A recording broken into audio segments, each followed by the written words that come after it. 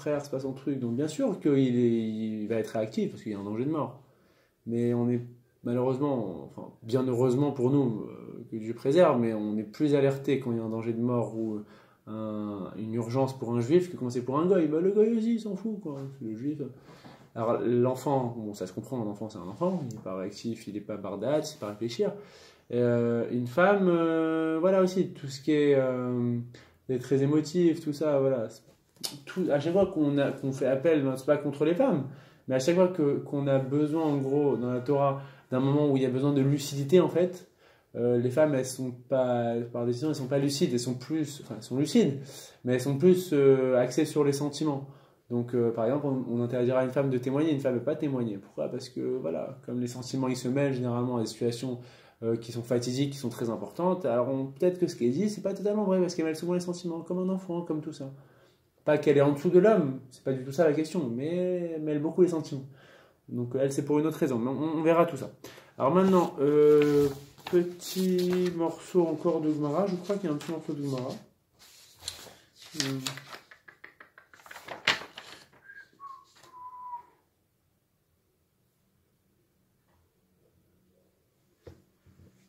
Oui, il y a un tout petit morceau qui est important parce qu'il sera ramené dans la halakha qu'on verra la semaine prochaine, donc comme ça, quand même, je vous le dis.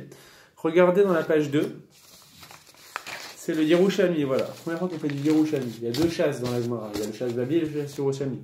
Un qui est rédigé en Babylonie et un en Jérusalem. Le chasse Yerushalmi n'est que très peu étudié, sauf par les très grands Talmidei Chachamim comme j'ai fini le chasse Babil, mais des fois il y a des passages intéressants. Notamment, on va ramener un ici. Regardez ce qu'il dit la Gemara. Il dit Tané. Azariz Meshubar.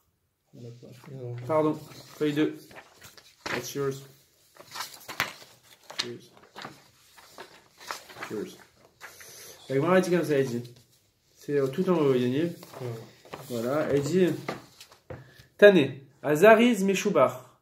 Celui qui est empressé dans l'infraction du Shabbat pour sauver un juif, Meshubar, il est louable, il est loué, cette personne-là, elle est louée, elle est aimée d'Hachem.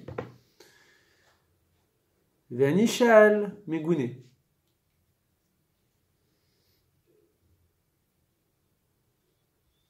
Et celui à qui on pose une question, c'est-à-dire le rave de communauté, Megouné, c'est-à-dire c'est pas beau ce qu'il fait. Alors pourquoi? C'est intéressant. Regardez ici en haut à gauche le Korban Aeda, qui est le commentateur sur Yerushalmi. Je n'en avais aucune idée pourquoi on disait ça, mais regardez ce qu'il dit. Il dit Ve'anishal Megouné, celui à qui on pose la question, le Shabbat concrètement, le rave de communauté, à qui on dit monsieur, le rabbin, il y a quelqu'un qui est en train de se noyer, est-ce que je peux aller le sauver? C'est le rave de communauté. Pourquoi lui, ce qu'il fait, c'est pas bien? Il n'a rien fait, on lui pose une question, qu'est-ce qu'il a fait? Rachid, le Korban Aeda, il te dit Sheavalo lidrosh dvarim elu berabim. Il aurait dû enseigner ça à la communauté. Sheyadou Aham Kodem Maaseh, pour que le peuple il sache comment agir avant d'être confronté à la situation. Donc en gros, il est mégouné, c'est-à-dire c'est entre guillemets répugnant ce qu'il fait parce que il n'a pas enseigné les bases du judaïsme à sa Kéhila, à son peuple. La base c'est, mais réfléchissez, quand on a un danger de mort, bien sûr qu'on enfreint les mitzvot. Ok? Et le dernier c'est quoi? Ve'ashoel arezé chofer damim. Celui qui dit attends, je vais aller poser la question, je reviens tout de suite, alors que le type il est en train de mourir. Je dis lui, c'est même pas que c'est mégouné, c'est même pas que c'est dégoûtant ce qu'il fait, c'est que c'est littéralement un verseur de sang, il verse le sang. Okay. Donc en résumé, messieurs, aujourd'hui, qu'est-ce qu'on a vu? On a vu que il y a une question qui se pose dans la halakha, à savoir est-ce que quand il y a un doute sur un danger de mort, est-ce qu'on enfreint le Shabbat? On a ramené plein de déotes qui avaient tous un fondement, qui était très intéressante. Mais celle qu'on retient plutôt, c'est la dernière, comme dit la Gemara, elle dit c'est la seule qui est indiscutable, c'est que la Torah elle te dit Vechai Bahem en parlant de mitzvot, tu vivras par la mitzvot. Et qu'est-ce qu'il fait comme Drasha Shmuel? Il te dit Vechai Bahem, il est marqué tu vivras par elle, donc je t'ai dit que je ne dois pas mourir par elle. Là-dessus, il y a un deuxième point qui est intéressant, c'est que non seulement on doit sauver une personne qui est en danger de mort, mais on doit le sauver. C'est un adulte juif et de préférence un Talmid Chacham qui doit le sauver. Et pas un enfant, pas une femme, pas un gars et tout ça. Parce que pour diverses raisons qu'on verra dans la halakha, ça peut être problématique. Et la dernière des choses, il ne faut pas se poser de questions. Et il faut être zariz pour sauver la personne.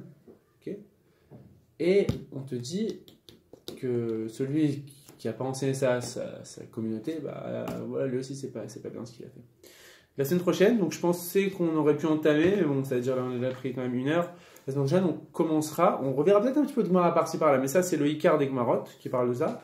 On commencera déjà à se mettre un petit peu dans la halakha qui a été tranchée par rapport à ces sujets-là.